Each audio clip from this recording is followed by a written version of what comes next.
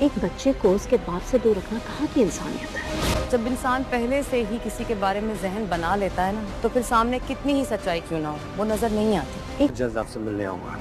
शानी आएगा मेरे पास, मुझे यकीन है। पहली दफा शानी से मिलने आया तो शानी उसे मिलकर ऐसे खुश हो रहा था जैसे वो उसे अपना सब कुछ समझ बैठा। आई हुई चीजों को ऐसे अहमियत दे रहा था जैसे मैंने उसे कोई चीज कभी लाकर ही नहीं दी। शानी मुझे नहीं मिला अम्मी। किरण से उसकी शादी करवा दी और अब इल्जाम मुझे दे रही हैं।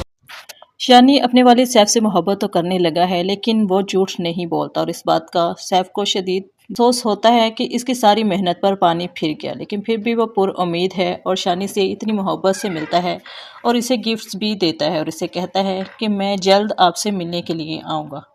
शानी को सैफ के साथ इतना अटैच देखकर किरण बहुत हैरान होती है और इस बात का इजहार मुझसे करती है कि शानी कितना अटैच हो गया है अपने वालिद से और इससे ऐसी चीज़ें ले रहा था जैसे कभी मैंने उसे कुछ लेकर ही नहीं दिया।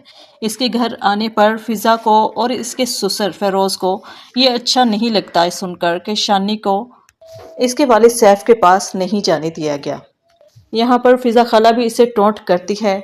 किरण चाहे जितना भी इसे अपने बारे में बता ले, वो इसे यही कहती है कि अगर आप पहले ही एक जाविया मेरे लिए बना चुकी हैं तो कोई फ़ायदा नहीं है आपको किसी भी सच्चाई से आगाह करने का। तो दूसरी तरफ सैफ की वालदा बेचैन होती हैं कि कब सैफ आए और उसके साथ शानी भी इस घर में आ जाए।